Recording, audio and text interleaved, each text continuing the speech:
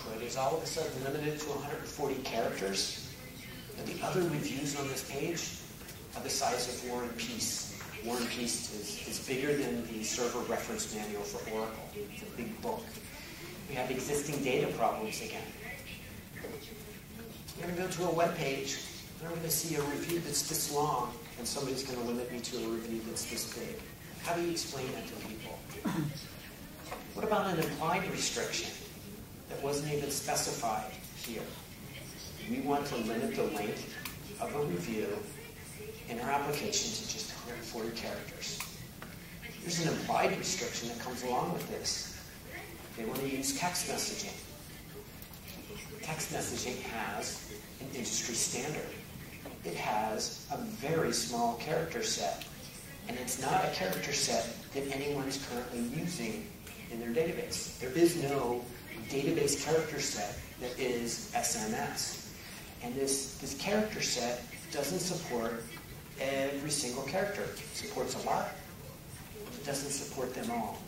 And it uses an encoding scheme that is not consistent with any of the database encoding schemes. So there's a problem with the end user being able to type in stuff that can't be sent in a text message. Those are all of the issues with this simple little requirement.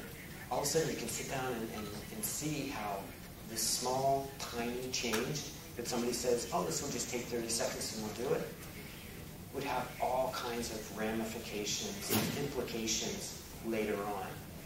Everything, no matter how small, needs to be designed, needs to be thought about, needs to be specified out.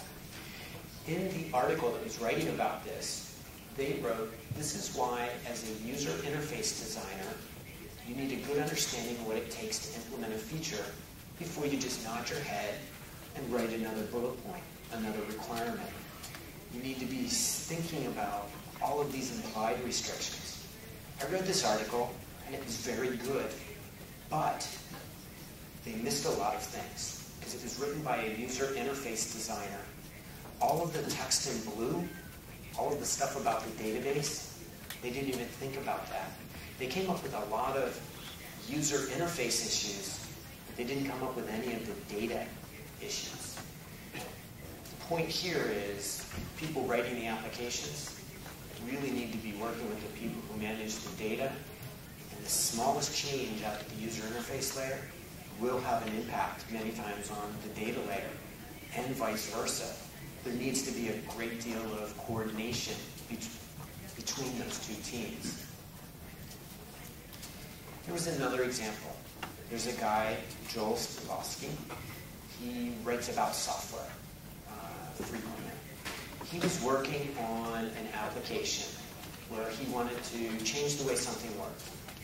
He was going to do a file import command. Now, in this application, they could import from one of two places, either on a disk from a file or from a URL somewhere on the internet.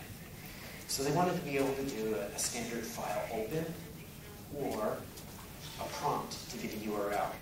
And he wrote out the specification, and it was pretty simple.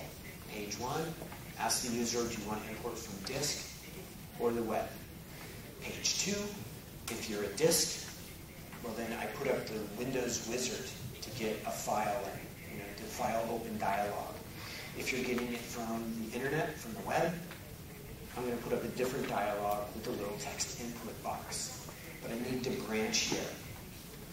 Now, Joel sat down with the Windows API, the documentation, and he started to try and figure out how he could fit in a Windows standard file open dialog box in the wizard that he wanted to build in his application. And he found out that you could, but it would be very difficult. It would be hard.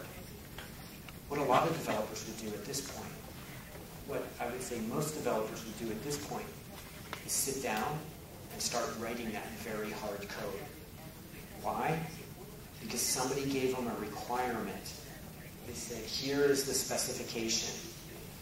You go generate code that satisfies this specification. Joel, since he was sitting there and he wrote the specification and he was going to write the code, said, you know what? Instead of writing really hard code, what I'll do is I'll change the requirement. And I'll do it in such a way that I don't have to integrate this file open dialog with the wizard. I'll change the specification. And what I'll do is instead of having page 1, and so he goes into this in the article, instead of having page 1 that splits off into page 2 in 2 different directions, we'll just make page 1 a menu item. One of the menu items will go down one path. The other menu item will go down another path. I won't do a wizard. I'll change the requirement. That, in many cases, is the best way to do something. Not to implement what is in the specification just because somebody wrote it down, but to go back and question the specification and say, we could do that. It's going to cost this much money to do it that way.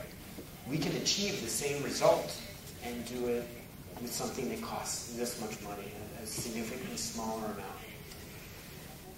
So this is something I tell people all the time. When you're asking questions, how to do something, don't ask how to physically implement something in a very specific way. Rather ask, how do I achieve this goal? How do I get to this endpoint? Most of the questions I get on AskTom are asking questions about all of the little points in between where you are now and your end goal. How do I do X? How do I do Y? How do I do Z? What you should be asking is, I have this problem. I need to open a file from the web or the internet. What is the best way, given my application architecture, to implement this?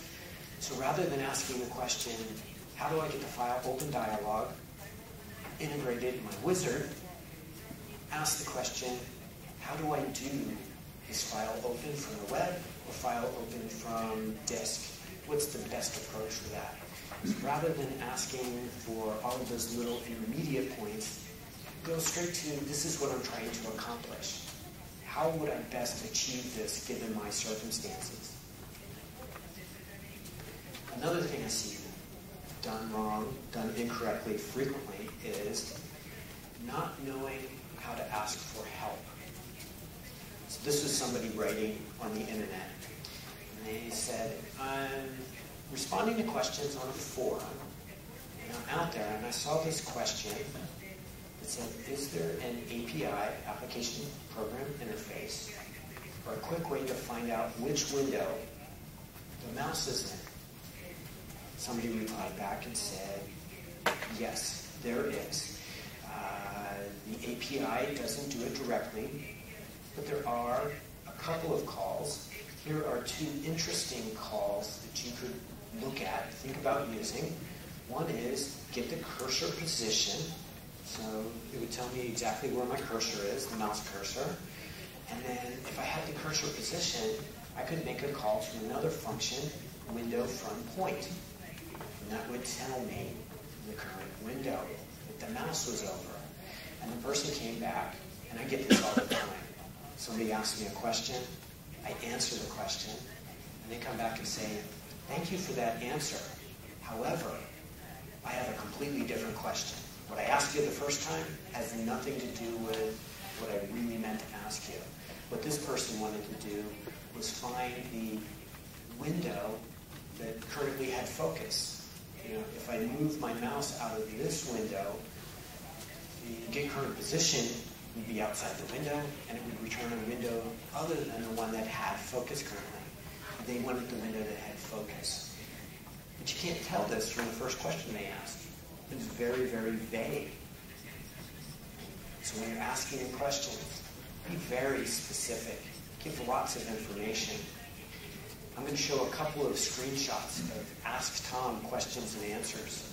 I'm sometimes known for my sarcasm, if you will, when I don't get a lot of detailed information. So somebody here is saying, in my database, I'm not able to extend this parameter. They give me some information, Now I'm trying to extend my SG